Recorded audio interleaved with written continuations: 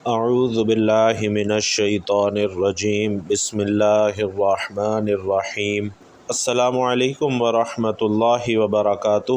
بھائیوں اور بہنوں، ایک ایسا عمل آپ کے سامنے پیش کر رہا ہوں جسے ہر جگہ عزت پانے کا خاص عمل سمجھا جاتا ہے۔ اگر لوگ آپ کو دیکھنا گوارا نہیں کرتے، وہ آپ کو بات کرنے کو ترسیں گے، آپ نے صرف یہ ایک چھوٹا سا عمل کرنا ہے۔ انشاءاللہ گھر میں، سسرال میں، دوستوں میں، دنیا میں انشاءاللہ ایسی عزت ہوگی کہ لوگ بھی دیکھ کر حیران رہ جائیں گے۔ فرمان مصطفیٰ صلی اللہ علیہ وسلم ہے کہ مجھ پر کثرت سے درود پاک پڑھا کرو، بے شک یہ تمہارے لیے طہارت ہے۔ بھائیوں اور بہنوں، ہر بندہ چاہتا ہے کہ اس کی مخلوق میں عزت ہو، مرد ہو یا عورت ہو، ہر کسی کو اپنی عزت بہت پیاری ہوتی ہے، اور وہ چاہتے ہیں کہ ہم جہاں بھی جائیں ہر بندہ ہماری عزت کرے، ہمارا احترام کرے، ہمارا مرتبہ ہو۔ گھر میں اگر کوئی عورت چاہتی ہے کہ میری ماں بہن، میرا دیور نند، میرے ساس سسر، دیورانی، شوہر، ہر کوئی میری عزت اور احترام کرے، اسی طرح مرد حضرات بھی یہی چاہتے ہیں کہ گھر میں بھی ان کی عزت ہو، محلے میں بھی ہر بندہ ان کی عزت کرے، اگر وہ کہیں پر کام کرتے ہیں وہاں پر بھی ہر بندہ ان کی عزت اور احترام کرے اور کوئی ان کی بے عزتی نہ کرے۔ ہر بندہ جو عزت چاہتا ہے، تو آج کا جو وظیفہ ہے ایسے لوگوں کے لیے خاص ہے۔ اس عمل کے کرنے سے انشاءاللہ آپ کی عزت میں، شہرت میں خوب اضافہ ہوگا۔ بندے کی اس کی اتنی عزت ہو جائے گی کہ ہر بندہ اس کا احترام کرے گا اور کوئی بھی اس کے ساتھ بد اخلاقی سے پیش نہیں آئے گا۔ عمل بتانے سے پہلے آپ لوگوں سے اتنی گزارش کروں گا کہ ایک پیارا اور مختصر سا درود صلی اللہ علیہ وآلہ وسلم کمنٹ باکس میں ضرور لکھ دیجئے۔ ناظرین، نماز کے وقت اللہ تعالیٰ نمازی کی طرف متوجہ ہوتا ہے، اور اللہ تعالیٰ انسان کو سجدہ کرتے وقت ہی سب سے زیادہ پسند کرتا ہے۔ جب انسان نماز کے لیے تیار ہوتا ہے تو جنت کے دروازے اس کے لیے کھول دیے جاتے ہیں، اور نماز کی جانب جتنے قدم بڑھاتا ہے اس کے اتنے ہی گناہ معاف کر دیے جاتے ہیں، اور اتنا ہی ثواب اس کے حق میں لکھ دیا جاتا ہے۔ جنگ میں ہو، کوئی چاہے دشمن کی تلوار کے سائے میں ہو یا پھر دشمن کے ڈر سے اپنی جان بچا کر بھاگ رہا ہو، اس وقت بھی نماز کو قضا کرنے کی صورت میں ادا کرنا لازم ہے۔ یہ اسلام کا فرمان ہے، اور نماز بے شک دارین کی سعادتوں کی ضامن ہے۔ اللہ عز و جل قرآن مقدس میں ارشاد فرماتا ہے کہ یہ کتاب پرہیزگاروں کو ہدایت ہے جو غیب پر ایمان لائے اور نماز قائم رکھتے ہیں، اور ہم نے جو دیا اس میں سے ہماری راہ میں خرچ کرتے ہیں۔ اور فرماتا ہے کہ نماز قائم کرو اور زکوٰۃ ادا کرو اور رکوع کرنے والوں کے ساتھ نماز پڑھو، یعنی مسلمانوں کے ساتھ، کہ رکوع ہماری شریعت میں ہے، یعنی باجماعت نماز ادا کرو۔ اور ناظرین، نماز کا مطلقاً ترک کرنا سخت ہولناک چیز ہے۔ اسے قضا کر کے پڑھنے والوں کے لیے اللہ پاک فرماتا ہے کہ خرابی ان نمازیوں کے لیے ہے جو اپنی نماز سے بے خبر ہیں، وقت گزار کر پڑھنے اٹھتے ہیں۔ اور نماز کی اہمیت اس سے بھی پتہ چلتی ہے کہ اللہ رب العزت نے تمام احکامات اپنے حبیب علیہ الصلاۃ والسلام کو زمین پر بھیجے، لیکن جب نماز فرض کرنا منظور ہوئی تو پیارے آقا صلی اللہ علیہ وسلم کو اپنے پاس عرش عظیم پر بلا کر اسے فرض کیا، اور شب اسراء یعنی معراج کی رات یہ تحفہ دیا۔ اللہ رب العزت فرماتا ہے کہ بے شک نماز مومنوں پر اپنے مقررہ وقت میں ادا کرنا فرض ہے۔ اللہ تبارک و تعالی نے پورے قرآن میں مختلف مقامات پر مختلف طریقوں سے 186 مرتبہ اپنے بندوں کو نماز قائم کرنے کا حکم دیا ہے، کیونکہ نماز تمام برائیوں سے روکتی ہے، جیسا کہ خود ارشاد باری تعالی ہے کہ بے شک نماز تمام برائیوں اور برے کاموں سے روکتی ہے۔ بھائیوں اور بہنوں، اللہ تعالیٰ اپنے بندوں کو نماز پر پابندی کرنے کی تلقین اس لیے کر رہا ہے تاکہ اس کے بندے ضلالت اور گمراہی کے دلدل میں نہ پھنسیں اور حق کی راہ پر گامزن رہیں، تمام تر اختلافات اور مصیبتوں سے بچے رہیں۔ اگر آپ قرآن مقدس کی تلاوت کریں گے تو بے شمار ایسی آیات آپ کو ملیں گی جو کہ نماز کی فرضیت پر دلالت کرتی ہیں، اور آپ جان لیں گے کہ بے شک نماز ہر حال میں فرض ہے اور اس سے بچنے کا کوئی طریقہ کار نہیں ہے۔ سید المرسلین صلی اللہ علیہ وسلم فرماتے ہیں کہ جو بھی مسلمان اچھے طریقے سے وضو کرتا ہے، پھر کھڑے ہو کر اس طرح 2 رکعات نماز پڑھتا ہے کہ اپنے دل اور چہرے سے متوجہ ہو کر 2 رکعتیں ادا کرتا ہے، تو اس کے لیے جنت واجب ہو جاتی ہے۔ اسی طرح حضور پر نور صلی اللہ علیہ وسلم نے یہ بھی فرمایا کہ جس نے نماز پر مداومت کی تو قیامت کے دن وہ نماز اس کے لیے نور، برہان اور جنت ہوگی، اور جس نے نماز کی محافظت نہ کی، نہ تو اس کے لیے نور ہے، نہ برہان ہے، نہ نجات ہے، اور وہ قیامت کے دن قارون، فرعون، حامان اور ابی بن خلف کے ساتھ ہوگا۔ اللہ اکبر۔ ناظرین، کتنی بڑی دلیل ہے۔ پیارے آقا صلی اللہ علیہ وسلم فرما رہے ہیں کہ جس نے جان بوجھ کر نماز چھوڑی تو جہنم کے اس دروازے پر اس کا نام لکھ دیا جاتا ہے جس سے وہ اس میں داخل ہوگا۔ تو بھائیوں اور بہنوں، حقوق اللہ اور حقوق العباد کی پابندی بھی بہت ضروری ہے، اس کا بھی خاص خیال رکھا کریں، اور اگر آپ کو کوئی ایسی پریشانی ہے، کوئی مسئلہ ہے، تو آپ نے یہ چھوٹا سا عمل ضرور کر لینا ہے جو آج آپ کو اس بیان میں بتایا جا رہا ہے۔ ناظرین، اللہ پاک قرآن مجید میں ارشاد فرماتے ہیں کہ اے لوگو، اپنے رب سے ڈرو جس نے تمہیں ایک جان سے پیدا کیا اور اسی میں سے اس کا جوڑا پیدا کیا، اور ان دونوں سے کثرت سے مرد اور عورت پھیلا دیے۔ اس آیت میں فرمایا گیا کہ اللہ رب العزت نے تمام انسانوں کو ایک جان یعنی حضرت آدم علیہ السلام سے پیدا کیا، اور ان کے وجود سے ان کا جوڑا یعنی حضرت حوا علیہ السلام کو پیدا کیا، اور پھر انہی دونوں سے زمین میں نسل در نسل کثرت سے مرد اور عورتوں کا سلسلہ جاری کیا۔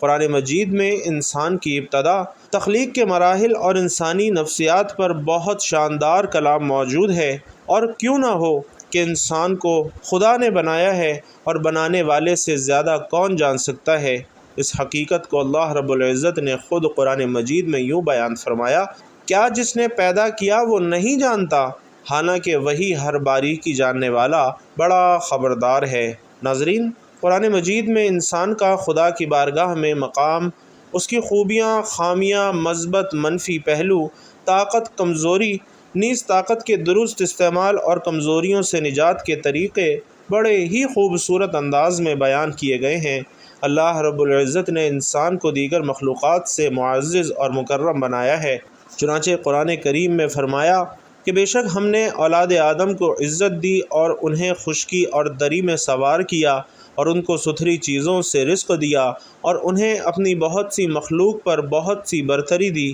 مراد یہ ہے کہ انسان کو عقل، علم، قوت گویائی، پاکیزہ صورت، معتدل قد و قامت عطا کیے، جانوروں سے لے کر جہازوں تک کی سواریاں عطا فرمائیں۔ اللہ تعالیٰ نے اسے دنیا اور آخرت سنوارنے کی تدبیریں سکھائیں، اور تمام چیزوں پر غلبہ عطا فرمایا، قوت تسخیر بخشی کہ آج انسان زمین اور اس سے نیچے یوں ہی ہواؤں بلکہ چاند تک رسائی اور مریخ تک کی معلومات حاصل کر چکا ہے۔ بحر و بر میں انسان نے اپنے فتوحات کے جھنڈے گاڑ دیے ہیں۔ یہ چند مثالیں ہیں، ورنہ اس کے علاوہ لاکھوں چیزیں اولاد آدم کو عطا فرما کر اللہ تعالیٰ نے اسے عزت اور تکریم سے مشرف کیا ہے، اور اسے بقیہ مخلوقات سے افضل بنایا ہے، حتیٰ کہ انسانوں میں افضل ترین ہستیاں یعنی انبیاء علیہم السلام تمام فرشتوں سے افضل ہیں، اور نیک مسلمان عام فرشتوں سے افضل ہیں۔ ناظرین، باطنی کمالات اور فضائل کے ساتھ اللہ تعالیٰ نے انسان کو ظاہری شکل و صورت میں بھی ممتاز بنایا ہے۔ قرآن مجید میں ارشاد باری تعالیٰ ہے، لَقَدْ خَلَقْنَا الْإِنسَانَ فِي أَحْسَنِ تَقْوِيمٍ، یعنی بے شک ہم نے یقیناً آدمی کو سب سے اچھی صورت میں پیدا کیا ہے، یعنی ہم نے آدمی کو سب سے اچھی شکل و صورت میں پیدا کیا، اس کے اعضاء میں مناسبت رکھی، اسے جانوروں کی طرح جھکا ہوا نہیں بلکہ سیدھی قامت والا بنایا، اسے جانوروں کی طرح منہ سے پکڑ کر نہیں بلکہ اپنے ہاتھ سے پکڑ کر کھانے والا بنایا، اور اسے علم، فہم، عقل، تمیز اور باتیں کرنے کی صلاحیت سے مزین کیا۔ قرآن ہی سے یہ بھی معلوم ہوتا ہے کہ مقصود کائنات انسان ہے، اور بقیہ کائنات کو خدا نے انسان کے کاموں میں لگایا ہوا ہے، حتیٰ کہ زمین میں جو کچھ پیدا کیا وہ سب انسانوں کی خاطر ہی پیدا کیا۔ چنانچہ سورۃ البقرہ میں ارشاد ہے، وہی ہے جس نے جو کچھ زمین میں ہے سب تمہارے لیے بنایا، یعنی زمین میں جو کچھ ہے، دریا، پہاڑ، کانے، کھیتی، سمندر وغیرہ، سب کچھ اللہ تعالیٰ نے تمہارے دینی اور دنیاوی فائدے کے لیے بنایا ہے۔ دینی فائدہ تو یہ ہے کہ زمین کے عجائبات دیکھ کر انسان اللہ تعالیٰ کی حکمت اور قدرت پہچانے، اور عقل استعمال کر کے اسرار کائنات تک رسائی حاصل کرے، جبکہ دنیاوی فائدہ یہ ہے کہ دنیا کی ہزاروں چیزیں کھائے پیے اور اربوں خربوں چیزیں اپنے فائدے میں استعمال کرے۔ پھر صرف زمین ہی انسان کے فائدے کے لیے نہیں بلکہ قرآن کے بیان کے مطابق نظام کائنات کی دیگر عظیم چیزیں جیسے سورج، چاند، ہوا، پانی، دن رات، دریا، نہریں، سمندر وغیرہ بھی خدا نے انسانوں کے لیے کام میں لگائے ہوئے ہیں۔ ناظرین، زندگی گزارنے کے لیے جن چیزوں کی حاجت تھی یا جو چیزیں مفید تھیں، اللہ تعالیٰ نے وہ سب کی سب انسان کو مہیا فرمائیں۔ چنانچہ فرمایا کہ اللہ ہی ہے جس نے آسمان اور زمین بنائے اور آسمان سے پانی اتارا تو اس کے ذریعے تمہارے کھانے کے لیے کچھ پھل نکالے، اور کشتیوں کو تمہارے قابو میں دے دیا تاکہ اس کے حکم سے دریا میں چلیں، اور دریا تمہارے قابو میں دے دیے، اور تمہارے لیے سورج اور چاند کو کام پر لگا دیا جو برابر چل رہے ہیں، اور تمہارے لیے رات اور دن کو مسخر کرتے ہیں۔ الغرض، انسان کو اللہ کریم نے اپنے فضل و کرم اور رحمت سے اتنی نعمتیں عطا فرمائی ہیں کہ اگر گنتی کرنا چاہیں تو شمار نہیں کر سکتے، جیسا کہ فرمایا کہ اگر تم اللہ کی نعمتیں گنو تو انہیں شمار نہیں کر سکو گے۔ بھائیوں اور بہنوں، قرآن مجید کی آیتیں اور خدا کی عطا کردہ نعمتیں بآواز بلند بتا رہی ہیں کہ خدا کی اس کائنات میں انسان کا مقام اور مرتبہ اور حیثیت کتنی عظیم ہے، لہٰذا صاحب عظمت کو چاہیے کہ عظمتوں والا طریقہ اختیار کرے، اور وہ طریقہ رب عظیم کے حضور بندگی کا ہے، جبکہ ناشکری، سرکشی، جہالت، ظلم، تکبر، فخر اور گھٹیا اخلاق اور عادات انسان کے شایان شان نہیں ہیں، بلکہ اسے احسن تقویم سے اسفل سافلین یعنی سب سے نچلی اور کم تر حالت میں جا گراتی ہیں۔ اللہ کی مخلوق میں سب سے برتر اللہ کے فرشتے ہیں، لیکن اللہ نے ان سے بھی آدم کو سجدہ کروایا اور تمام مخلوق پر واضح کر دیا کہ انسان ہی اشرف المخلوقات ہے۔ پھر انسان کا بچہ جو باقی تمام جانوروں کے بچوں سے کمزور پیدا ہوتا ہے، اسے اتنی عقل دی کہ وہ دنیا جہان کی چیزوں کو اپنے کام میں لاتے ہوئے بڑے بڑے جسم اور طاقتور جانوروں کو بھی رام کر کے ان پر سواری کرتا ہے، دریاؤں اور سمندروں میں کشتیاں اور جہاز چلا کر سمندر کی پیٹھ پر سوار ہوتا ہے،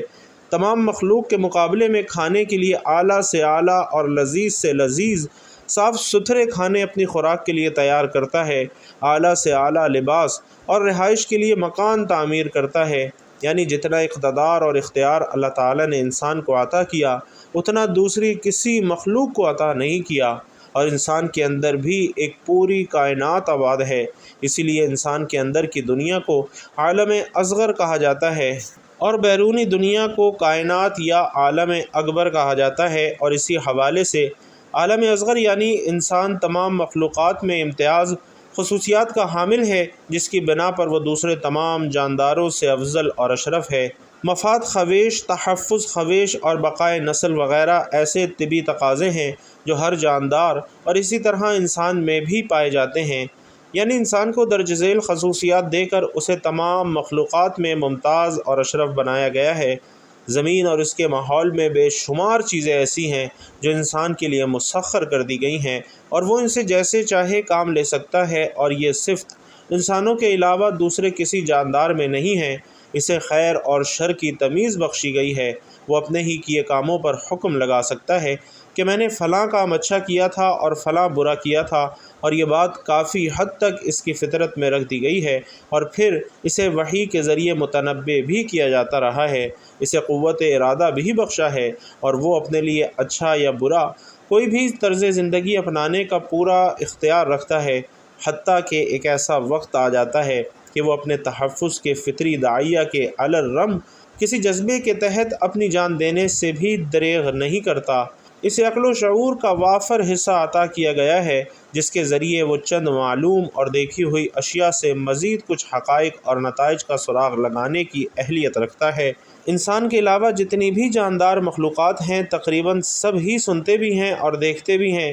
لیکن سمیع اور بصیر نہیں ہے۔ سمیع اور بصیر صرف انسان ہے، اور یہی چیز انسان کے لیے علم کے حصول کے سب سے بڑے ذرائع ہیں۔ انسان اشیاء کو دیکھ کر اور بعض آوازیں سن پر ان پر غور کرتا ہے، انہیں قیاس کرتا ہے اور پھر ان سے نتائج اخذ کرتا ہے، جبکہ دوسرے جانور دیکھنے اور سننے کے باوجود ان میں سے کوئی بھی کام نہیں کر سکتے۔ نیابت الہی کے معاملے میں فرشتوں پر انسان کو ترجیح کی اصل وجہ وہ علم ہے جو اللہ تعالیٰ نے صرف انسانوں کو دیا ہے، اور قرآن مجید میں اس حقیقت کو تفصیل سے بیان کیا گیا ہے۔ سورۃ البقرہ میں اللہ رب العزت ارشاد فرماتے ہیں کہ اللہ تعالیٰ نے آدم علیہ السلام کو تمام چیزوں کے نام سکھائے، پھر وہ چیزیں فرشتوں کے سامنے رکھیں اور کہا اگر تم سچے ہو تو مجھے ان تمام چیزوں کے نام بتاؤ۔ انہوں نے کہا کہ تیری ذات پاک ہے، ہمیں علم نہیں سوائے اس کے جتنا تو نے ہمیں دیا ہے، بے شک تو ہی علم اور حکمت والا ہے۔ اللہ نے کہا کہ اے آدم ان فرشتوں کو ان چیزوں کے نام بتاؤ۔ پس آدم علیہ السلام فرشتوں کو ان چیزوں کے نام بتا دیے تو اللہ تعالیٰ نے کہا کہ میں نے تمہیں نہیں کہا تھا کہ میں آسمان اور زمین کی پوشیدہ باتیں جانتا ہوں، اور جو کچھ تم ظاہر کرتے ہو اور جو کچھ تم چھپاتے ہو اسے بھی جانتا ہوں۔ ناظرین، اس آیت سے معلوم ہوا کہ اللہ رب العزت نے انسان کو علم کے ہتھیار سے مسلح کر کے اس کارگاہ حیات میں اتارا ہے، اور اسی علم کی فضیلت کی وجہ سے انسان کو فرشتوں کے لیے باعث تعظیم قرار دیا ہے۔ جب فرشتوں نے اپنے علم کی کم مائگی کا اعتراف کیا تو اس اعتراف کو پختہ بنانے کے لیے فرشتوں کو انسان کے سامنے جھک جانے کا حکم ہوا، جیسا کہ ارشاد ہے کہ جب ہم نے فرشتوں کو حکم دیا کہ آدم کے آگے سجدہ کرو تو وہ سب سجدے میں گر پڑے مگر شیطان نے انکار کیا اور کافر بن گیا۔ فرشتوں کے سجدہ کرنے سے مطلب یہ ہے کہ زمین اور اس سے تعلق رکھنے والے طبقہ کائنات میں جس قدر فرشتے موجود ہیں ان سب کو انسان کی اطاعت کا حکم دیا گیا ہے۔ محترم ناظرین،